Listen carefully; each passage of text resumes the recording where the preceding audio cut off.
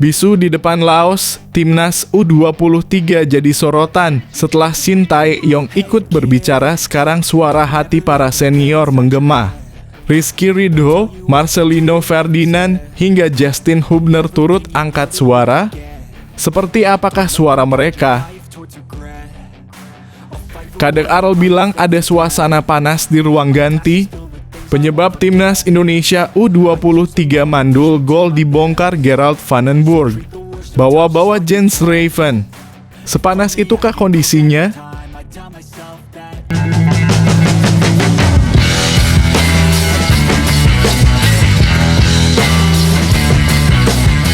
Sebelum kita lanjut ke berita terlengkapnya, alangkah mulianya bagi kalian untuk tekan tombol like, dan yang belum subscribe, tolong subscribe channel ini. Bisu di depan Laos, timnas U23 jadi sorotan setelah Shin Tae-yong ikut berbicara. Sekarang suara hati para senior menggema. Rizky Ridho, Marcelino Ferdinand, hingga Justin Hubner turut angkat suara. Seperti apakah suara mereka? Hasil imbang tanpa gol yang diraih timnas Indonesia U23 saat menghadapi Laos dalam laga uji coba internasional memunculkan gelombang kekecewaan dari publik sepak bola tanah air. Tidak hanya dari netizen, sejumlah pemain senior seperti Rizky Ridho, Marcelino Ferdinand, hingga Justin Hubner turut angkat suara menyikapi performa Garuda Muda yang dinilai jauh dari harapan. Dalam laga yang digelar di luar negeri tersebut, skuad muda Indonesia tampil kurang meyakinkan. Minimnya kreasi serangan dan tumpulnya lini depan membuat tim asuhan pelatih baru Gerald Vandenburg gagal mencetak satu gol pun. Melawan Laos yang secara peringkat dan kualitas pemain masih berada di bawah Indonesia, hasil imbang ini dinilai sebagai alarm serius menjelang agenda kompetitif ke depan. Rizky Ridho, bek tangguh yang kini menjadi andalan timnas senior, menyampaikan pesan dukungan namun juga sekaligus dorongan agar para juniornya segera bangkit. Jangan putus asa. Kami semua pernah berada di posisi kalian. Bangkitlah dan tunjukkan bahwa kalian layak membela merah putih. Kritikan akan selalu ada, tapi semangat tidak boleh padam, tulis Ridho melalui media sosial pribadinya. Marcelino Ferdinand yang sebelumnya menjadi bagian penting dari timnas U23 di bawah asuhan Shin Tae-yong juga menyampaikan pernyataan serupa. Ia berharap para pemain tidak larut dalam tekanan dan mengingat kembali momen ketika tim ini sempat mencapai semifinal Piala Asia U23, sebuah pencapaian yang membanggakan. Kita dulu bisa sampai semifinal bersama Coach Shin. Sekarang waktunya kalian lanjutkan perjuangan itu. Jangan menyerah hanya karena satu hasil buruk. Kami percaya kalian bisa bangkit, ujar Marcelino dalam unggahan terpisah. Justin Hubner, pemain berdarah Belanda yang juga bagian dari skuad senior, mengingatkan bahwa proses adaptasi dengan pelatih baru memang membutuhkan waktu. Namun hal itu tak bisa dijadikan alasan untuk kehilangan mental bertanding. Adaptasi itu penting, tapi semangat dan komitmen tak boleh hilang. Gunakan kritik sebagai motivasi. Ayo bangkit dan tunjukkan perubahan, ungkapnya. Gerald Vandenburg, pelatih anyar timnas U23, tak menampik bahwa laga melawan Laos jauh dari kata ideal. Ia menyatakan akan melakukan evaluasi menyeluruh terhadap performa tim dan menekankan bahwa proses pembangunan skuad masih berjalan. Saya belum puas dengan performa tim. Kami butuh lebih banyak waktu dan kerja keras. Ini bukan soal satu pertandingan saja, tapi proses membentuk tim yang solid. Saya percaya dengan potensi para pemain Indonesia, ujar Vandenburg usai pertandingan. Hasil imbang ini menjadi perbandingan yang tak terhindarkan dengan era kepelatihan Shin Tae-yong, di mana timnas U23 sempat menunjukkan peningkatan signifikan baik dari sisi performa maupun mental bertanding. Pencapaian hingga semifinal Piala Asia lalu menciptakan ekspektasi tinggi di kalangan supporter yang kini mulai bertanya-tanya soal arah baru di bawah pelatih asal Belanda tersebut. Meski kekecewaan mengemuka, banyak pihak mengingatkan pentingnya memberi ruang bagi pelatih dan para pemain untuk berproses. Sepak bola bukan hanya soal hasil instan, melainkan perjalanan panjang yang membutuhkan waktu, konsistensi, dan dukungan dari seluruh elemen. Di sisi lain, publik juga diingatkan bahwa Laos kini bukan lagi tim lemah seperti dulu. Sepak bola Asia Tenggara terus berkembang dan persaingan semakin ketat. Oleh karena itu, pertandingan yang dulu dianggap mudah kini bisa berubah menjadi ujian serius, terutama jika tidak dibarengi dengan kesiapan mental dan taktik yang matang. Bagi para pemain muda yang kini memperkuat Garuda Muda, hasil ini seharusnya menjadi titik balik, bukan titik henti. Mereka diharapkan tetap optimis dan menjadikan kritik sebagai bahan evaluasi, bukan pematah semangat. Dengan usia yang masih sangat muda, kesempatan untuk belajar dan berkembang masih terbuka lebar. Dukungan dari para pemain senior membuktikan bahwa mereka tidak sendirian. Masih banyak yang peduli dan berharap Timnas U-Strip 23 bisa bangkit kembali, bukan hanya untuk sekadar menang, tapi untuk menunjukkan jati diri sepak bola Indonesia di level Asia dan dunia. Garuda Muda memang sedang diuji, namun justru dari ujian inilah mental juara bisa terbentuk. Semangat dan kebersamaan adalah kunci utama. Jangan biarkan satu hasil mengecewakan meruntuhkan impian. Saatnya bangkit membuktikan bahwa Merah Putih tidak pernah kehilangan semangat juangnya. Semua mata kini tertuju pada langkah selanjutnya. Akankah Gerald Vandenburg mampu membalikan keadaan dan membawa Timnas U-Strip 23 menuju jalur kemenangan? Waktu yang akan menjawab, namun satu hal yang pasti, para pemain dan pelatih tak bisa berjuang sendiri. Garuda, terbanglah kembali.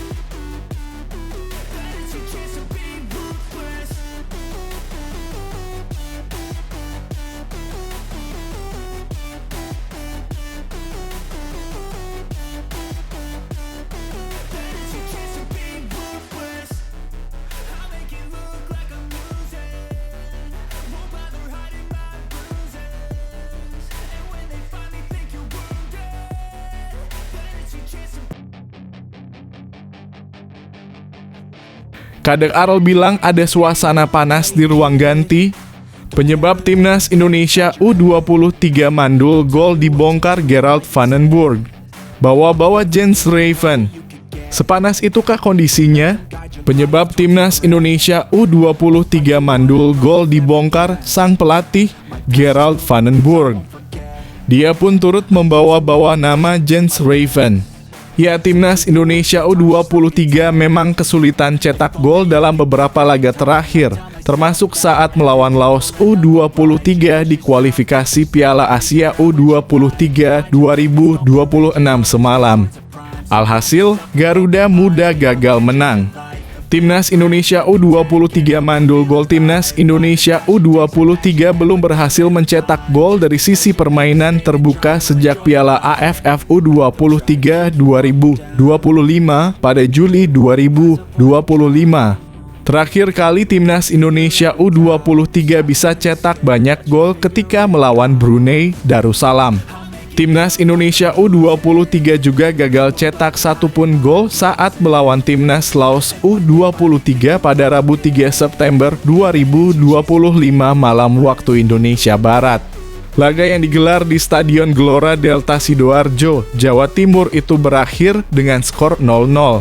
Berkaca pada perjalanan Garuda Muda di Piala AFF U23 2025, usai kemenangan 8-0 atas Brunei Darussalam, Timnas Indonesia U23 memang kurang maksimal dalam penyelesaian akhir peluang. Saat melawan Filipina U23 di laga kedua Piala AFF U23 2025, satu gol Garuda Muda dicetak melalui gol bunuh diri dari Jaime Rosquello. Kemudian di laga melawan Malaysia U23, Timnas Indonesia U23 bermain imbang 0-0. Sedangkan di semifinal ketika menghadapi Thailand U23, lagi-lagi gol dicetak melalui skema Strimage di depan gawang Thailand U23 yang dikonversi oleh Jens Raven pada menit 84. Usai sempat tertinggal 0-1. Di final Piala AFF U23 2025, kembali penguasaan bola melawan Vietnam U23 juga gagal berbuah kemenangan. Kegagalan mencetak gol juga kembali terjadi ketika melawan Laos U23 di ajang kualifikasi Piala Asia U23 2026 meskipun menguasai bola hingga 70%. Pelatih Timnas Indonesia U23, Gerald van den Burg, mengakui sulitnya penyerangnya mencetak gol dalam beberapa laga terakhir. Bahkan dari beberapa pemain di lini depan, hanya ada 2 orang yang bertipikal goal getter atau target man, yakni Jens Raven dan Hoki Caraka. Kalau lihat Jens Raven, dia mencetak 5 gol lawan Brunei, setelah itu dia tidak mencetak gol, hanya 1 atau 2 gol. Kami bermain di pertandingan ini tidak mudah mencetak gol, tetapi saya pikir kami harus melihat ke diri kami sendiri, kata Gerald van den Burg usai pertandingan di Stadion Gelora Delta Sidoarjo. Van den Burg juga sengaja tak melakukan eksperimen seperti ketika melawan Thailand dengan menempatkan Muhammad Ferrari di lini serang. Menurutnya, strategi itu bisa dilakukan, tapi melihat mental timnya, ia merasa sulit terrealisasi karena ada beban tekanan yang dihadapi. Saya pikir jika kami memberi tekanan terkadang di sini para pemain tidak melihat ke diri mereka sendiri. Tetapi kami tidak bisa bermain tanpa tekanan karena tekanan selalu ada, ucap van den Burg. Pada laga berikutnya, Kadek Arel dan kawan-kawan akan menghadapi Makau U23 pada Sabtu 6 September 2025. Di laga terakhir, Garuda Muda akan melawan Korea Selatan U23 pada Rabu 9 September 2025.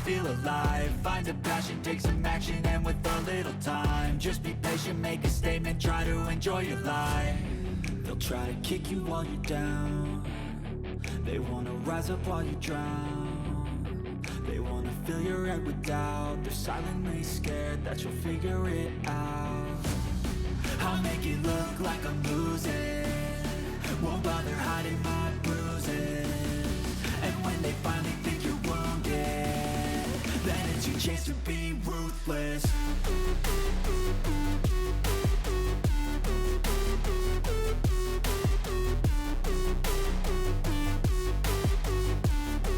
Then it's your chance to be ruthless.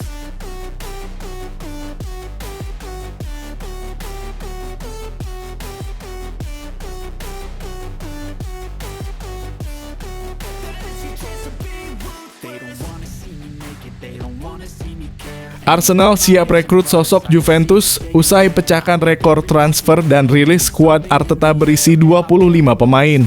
Arsenal baru saja menjalani musim panas sibuk dengan belanja besar-besaran senilai 255 juta mendatangkan 8 pemain baru. Tapi di balik rekor transfer itu, kini klub tengah mempersiapkan perombakan besar di level manajemen.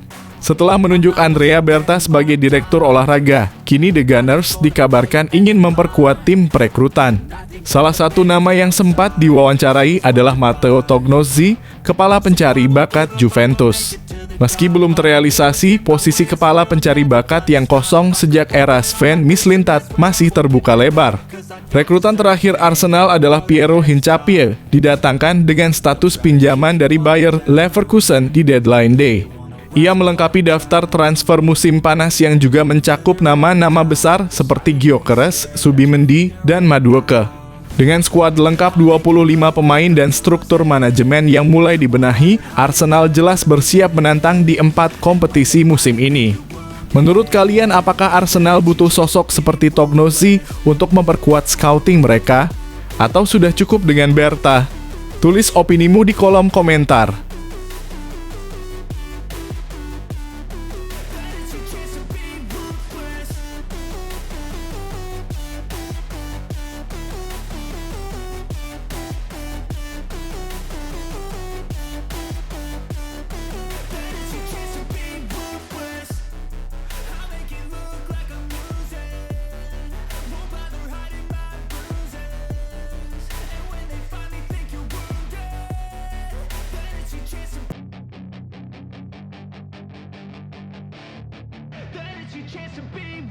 Hey kid, don't ever let them get inside your head. Arsenal berhasil dapatkan legenda masa depan yang nilainya lebih tinggi dari Isak. Meski Alexander Isak baru saja memecahkan rekor transfer ke Liverpool, Arsenal justru memiliki bintang muda yang nilainya bahkan lebih tinggi. Bukayo Saka, sang jimat Arsenal, kini dinilai mencapai 150 juta dalam kurung sekitar 130 juta atau 5 juta lebih mahal dari Isak menurut Transfermarkt. Pencari bakat ternama Jacek Kulik bahkan menyebutnya sebagai legenda masa depan The Gunners. Isak memang luar biasa, mencetak 62 gol dan 11 assist dalam 109 penampilan bersama Newcastle. Tapi Saka tak kalah hebat, berkembang dari pemain akademi menjadi bintang dunia. Ia kini menjadi wajah Arsenal dan salah satu pemain paling konsisten di Premier League. Musim panas ini Arsenal telah belanja besar hingga 255 juta dengan mendatangkan pemain-pemain seperti Gyökeres, Zubimendi, dan Eze. Namun sosok terpenting tetaplah Saka, pemain yang sudah menjadi simbol dan andalan di dalam dan luar lapangan. Bagaimana menurut kalian, Go Owners?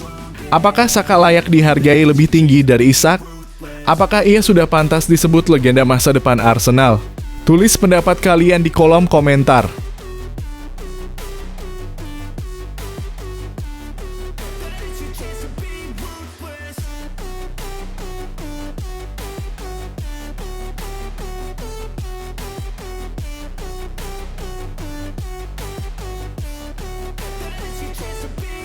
They don't wanna see me make it, they don't wanna see me care. Anytime I make some progress, I can see that they compare. I think everyone's against me, maybe something in the air. Am I paranoid? I swear a void is forming and they're scared I walk a straight path. Not many can say that. I like to play fast, cross me and there's payback. You better pray that I don't see your face at any place that I go. I know you hate. Arsenal menjual Gyökeres lokal murah Rp81 miliar, kini jadi salah satu pemain terbaik di Eropa. Diincar kembalikah? Arsenal pernah memiliki penyerang muda bertalenta yang dijuluki Gyökeres lokal Mikel Arteta. Sayangnya pemain itu keburu dijual ke Sturm Graz hanya seharga 4 juta dalam kurung sekitar 81 miliar rupiah pada musim panas 2024. Dia adalah Mika Biereth dan kini kiprahnya mulai menggemparkan Eropa. Musim ini, Biereth tampil luar biasa dengan mencetak 14 gol dan 5 assist dalam 25 laga awal bersama Sturm Graz. Cukup untuk menarik perhatian AS Monaco yang membelinya seharga 10 juta pada Januari. Rata-rata keterlibatan golnya setiap 95 menit, angka yang sangat mengesankan. Di saat Arsenal tengah berjuang mengatasi masalah ketajaman lini depan, transfer Viktor Gyökeres senilai 68 juta pun dilakukan.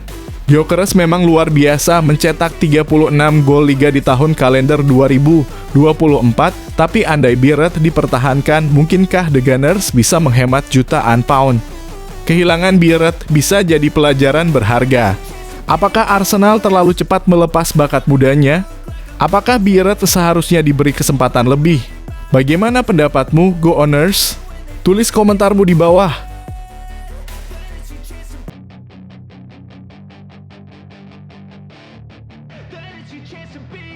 Hey kid, don't ever let them get inside your head. They'll tell you what to do in life instead of everything you know that you could get. Don't let them guide your life towards regret. I'll fight for what I love with every breath. My past is filled with things I won't forget. I use them all to push me to my best. So treat the worst. Inilah alasan mengapa Arsenal wajib mendatangkan Granit Xhaka dari Sunderland. Nama Granit Xhaka kembali mencuri perhatian di bursa transfer Premier League. Setelah tampil gemilang bersama Sunderland, gelandang asal Swiss ini disebut-sebut masuk radar Arsenal. Meski pernah meninggalkan Emirates, statistik dan performa terkininya menunjukkan bahwa Xhaka bisa menjadi jawaban atas kebutuhan lini tengah The Gunners. Tak sekadar jadi pemain, Xhaka adalah kapten dan pemimpin sejati di Sunderland, seperti halnya saat memperkuat Arsenal dan timnas Swiss. Musim ini ia mencatat 2.501 operan sukses dalam kurung, akurasi 90,8%, menciptakan 50 peluang dan 149 umpan panjang akurat. Peran dominannya di lini tengah tak terbantahkan. Di Euro 2024, ia menjadi andalan Swiss dengan catatan umpan impresif dan peran vital dalam mengatur tempo permainan. Total 137 caps memperkuat reputasinya sebagai gelandang top Eropa. Kembalinya Xhaka ke Arsenal bisa menjadi kombinasi ideal antara pengalaman dan kepemimpinan dalam skuad muda Mikel Arteta. Ia bukan hanya soal nostalgia, tapi aset penting menuju gelar yang dinanti. Bagaimana menurut kalian, Go Owners? Apakah Xhaka layak kembali ke Emirates? Tulis pendapatmu di kolom komentar.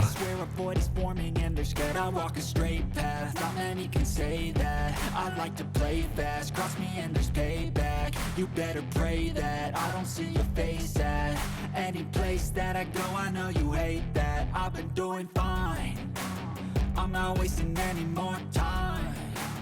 I live for the fight and the climb. And I think that the pain that's deep inside is what defines. So I won't give up, I'm gonna make it to the top. I don't care what's in my way, I swear I'm never gonna stop. I could fall flat on my face and I swear I won't. Wah. Langkap serius dilakukan. Real Madrid ultimatum Vinicius. Serius atau dijual? Real Madrid mulai kehilangan kesabaran. Vinicius belum juga menandatangani perpanjangan kontrak dan klub kini memberi ultimatum tegas jika situasi ini belum juga berubah hingga Januari 2026, maka Vinicius siap-siap dijual. Padahal kontraknya masih berlaku hingga musim panas 2027. Namun, Madrid ingin menyegel masa depannya lebih awal. Sayangnya, seperti dilaporkan Diario AS, negosiasi menemui jalan buntu karena Vinicius dan timnya bersikeras meminta kenaikan gaji yang belum disetujui pihak klub. Di awal musim 2025/2026 ini, Vinicius memilih fokus ke performa di lapangan, berharap penampilan apik bisa jadi modal kuat dalam negosiasi berikutnya. Meski masih menjadi andalan pelatih Xabi Alonso, kehadiran pemain muda seperti Brahim Diaz, Franco Mastantuono, dan Arda Güler membuat persaingan semakin ketat. Situasi ini memunculkan pertanyaan besar, apakah Vinicius akan tetap menjadi bagian penting Real Madrid atau justru membuka jalan keluar? Bagaimana menurut kamu? Haruskah Madrid memenuhi permintaan Vinicius atau lebih baik menjualnya? Tulis opinimu di kolom komentar. I use them all to push me to my best. So treat the worst of times just like a test. If only I could go back in time, I'd tell myself that everything will end up alright. Just push yourself, test yourself, figure out what you like, and find your limits, don't be rigid, always work towards a prime. Surround yourself with open minds, people can change your life. A few friends with intent can help you feel alive. Find a passion, take some action, and with a little time, just be patient, make a statement, try to enjoy your life. They'll try to kick you while you're down. They wanna rise up while you drown. They wanna fill your head with doubt. They're silently scared that you'll figure it out. I'll make it look like I'm losing. Apa beda Xabi Alonso dan Carlo Ancelotti? Ini kata kapten Real Madrid. Real Madrid resmi memasuki era baru. Setelah Carlo Ancelotti mengakhiri masa jabatannya di akhir musim 2024/2025, kursi pelatih kini diisi oleh Xabi Alonso, sosok yang datang dengan reputasi gemilang dari Bayer Leverkusen. Transisi ini langsung terasa dampaknya. Madrid mencatat 3 kemenangan beruntun di La Liga dan menutup jeda internasional sebagai pemuncak klasemen. Sang kapten Dani Carvajal membagikan pandangannya soal perbedaan gaya dua pelatih besar ini. Menurut Carvajal, perbedaan paling mencolok ada pada pendekatan disiplin. Alonso lebih ketat, sementara Ancelotti dikenal memberi kebebasan. Keduanya punya filosofi sendiri dan Carvajal menghargai keduanya. Ia juga menilai, setelah bertahun-tahun bersama Ancelotti, Madrid memang butuh penyegaran. Masuknya Alonso disebutnya mampu membangkitkan kembali semangat tim. Ancelotti tetap legenda, tapi kami memang butuh perubahan, ujar Carvajal. Bagaimana menurut kamu? Apakah perubahan pelatih memang bisa mengubah semangat tim sebesar itu? Yuk, tulis pendapatmu di kolom komentar.